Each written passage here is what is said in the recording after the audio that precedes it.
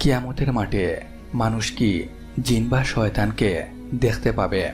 পৃথিবীতে মানুষ কখনোই জিন বা শয়তানকে তাদের প্রকৃত রূপে দেখতে পায় না। তবে কিয়ামতের দিন মানুষ জিন ও শয়তানকে তাদের প্রকৃত রূপে দেখতে পাবে।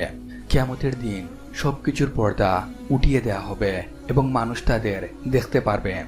এ প্রসঙ্গে মহান আল্লাহ পবিত্র কুরআনুল কারিমে বলেন, যেদিন তিনি তাদের সবাইকে একত্রিত করবেন তখন বলবেন, হে জিনদের দল, তোমরা তো বহু মানুষকে নিজের সঙ্গী করেছিলে।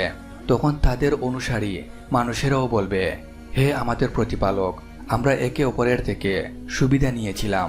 সূরা আনাম আয়াত 128।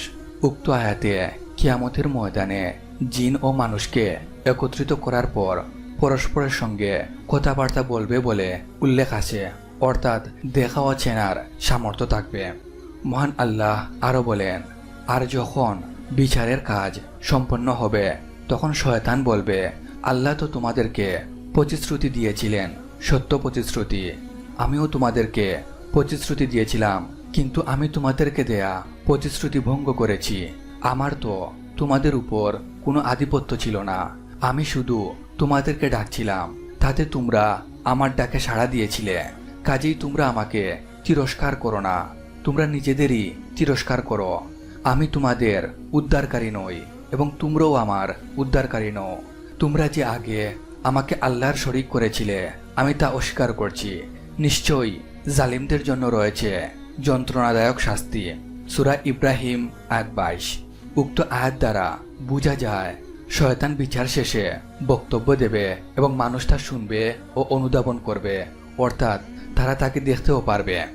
রাসূল সাল্লাল্লাহু আলাইহি ওয়াসাল্লাম এ প্রসঙ্গে বলেন, আল্লাহ তাআলা কিয়ামতের দিন জিন, মানুষ ও পশুদের একত্রিত করবেন এবং বিচার করবেন। সহিহ মুসলিম হাদিস 6748। অর্থাৎ কিয়ামতের দিন মানুষ জিন ও শয়তানকে দেখতে পারবে, তাদের বিচার হবে এবং তারা কথা বলবে আর মানুষ তা শুনবে ও বুঝবে। তখন জিন ও শয়তানের দুকায় পড়ে যারা পথভ্রষ্ট হয়েছিল তারা অনুতপ্ত হবে। আল্লাহু আলম। মহান আল্লাহ সর্বাধিক অবগত। মহান আল্লাহ যেন আমাদেরকে সঠিক দিন বুঝার এবং সেই অনুযায়ী আমল করার তৌফিক দান করেন। আমিন।